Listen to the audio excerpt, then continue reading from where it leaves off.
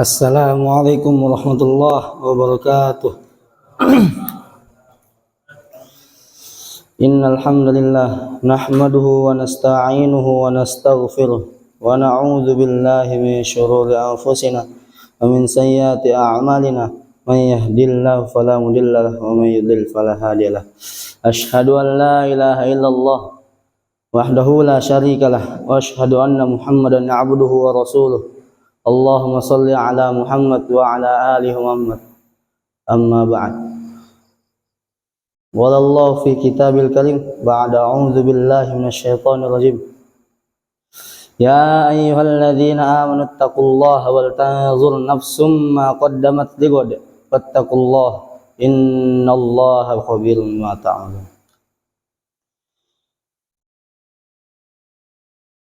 Alhamdulillah, berdirinya saya di sini pada malam hari ini ditugaskan sebagai pengisi kultum.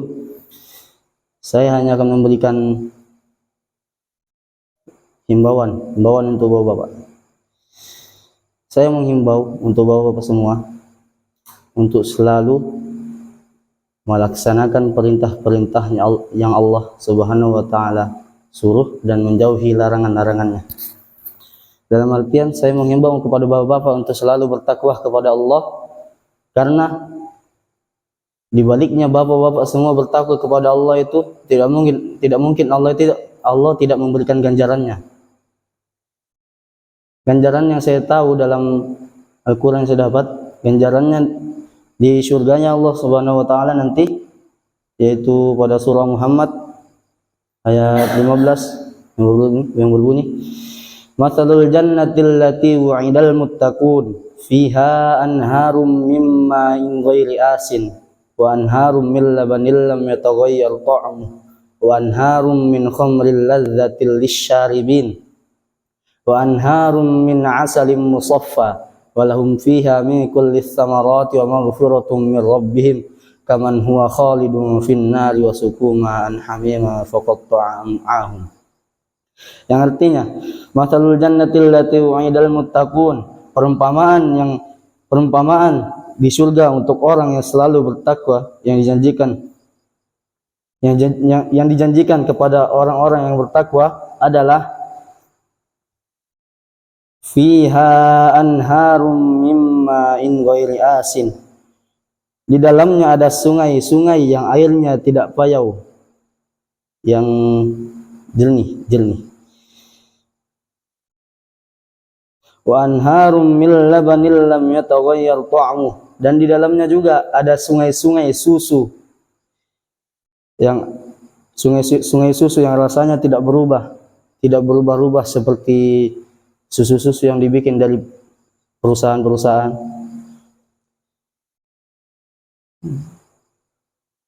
Wa anharum min khamril ladzatil lisyaribin, dan juga ada sungai-sungai khamr yang lezat bagi peminumnya. Khamr yang dimaksudkan di sini bukan khamr-khamr yang miras-miras yang di luar, cuma dia semacam tuak. Bukan tuak, tapi semacam. Tuak itu kan kalau diminum tidak memabukkan, walaupun baunya, harumnya ya bau, tapi dia manis. Ini tuak di dunia. Kayak mana kalau misalnya nanti di akhirat, miras yang di akhirat. Wallahu a'lam kayak mana rasanya. Wanharum min asalim musaffa, dan juga ada sungai-sungai madu yang murni. Di dunia kita sudah tahu yang namanya madu. Di dunia kan ada madu. Nah, itu sudah ada dalilnya di surah An-Nahl, yang artinya dari perut lebah itu keluarlah cairan yang bisa menyembuhkan segala penyakit. Nah, itu madu di dunia. Kayak mana kalau misalnya madu di akhirat? Madu di dunia yang murni sudah manis sekali. Kayak mana kalau misalnya madu di akhirat? Wallahu a'lam. Walahum fiha min kulli thamarati wa maghfiratum min rabbihim, dan di dalamnya mereka memperoleh segala macam buah dan ampunan oleh Allah Subhanahu wa taala.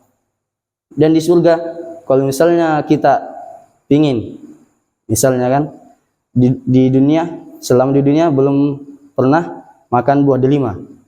Terus di akhirat, mohon ya Allah, saya selama di dunia belum pernah makan buah delima. Saya nggak tahu kayak mana rasanya, saya mau makan. Nah, itu secara ajaib itu bisa-bisa langsung datang ke kita, muncul sendiri.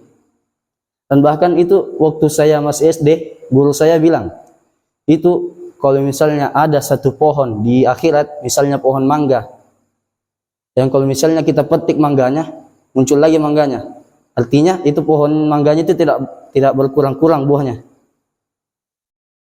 Saking banyaknya itu nikmat yang diberikan oleh Allah Subhanahu wa taala kepada kita yang bertakwa. Kaman huwa khalidun fin nari wa suqu ma'an hamima faqatta ahum. Nah, di ayat ini kebalikannya dari orang-orang yang bertakwa untuk orang-orang yang kafir. Artinya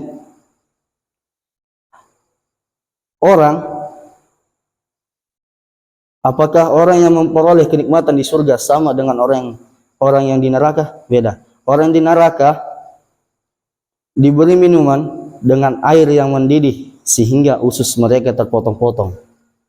Ini sebagai salah satu balasan di neraka.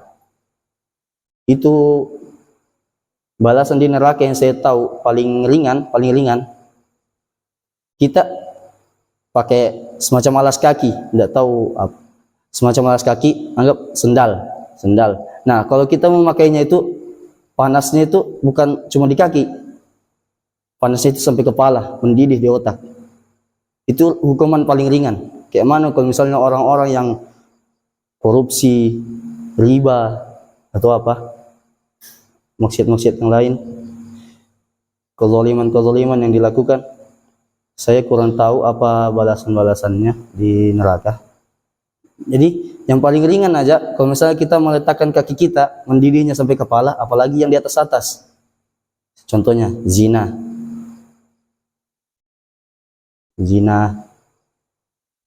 atau hal-hal yang dilarang oleh Allah Subhanahu wa taala. Nah, di ayat ini banyak sekali yang Allah janjikan untuk orang-orang yang bertakwa. Ganjarannya banyak sekali, Masya Allah. Semoga kita semua dimasukkan dalam kategori orang-orang yang selalu bertakwa kepada Allah, dan semoga kita semua yang berada di Masjid Al-Hakam yang insya Allah penuh barakah ini dipertemukan kembali di surganya oleh Allah Subhanahu wa taala. Amin. Syukron, yumkin hadza minni, afwan ala kulli khata'. Maaf kalau misalnya ada kata yang tidak berkenan. Benarnya datang dari Allah dan salahnya datang dari saya pribadi. Syukron. Assalamualaikum warahmatullahi wabarakatuh.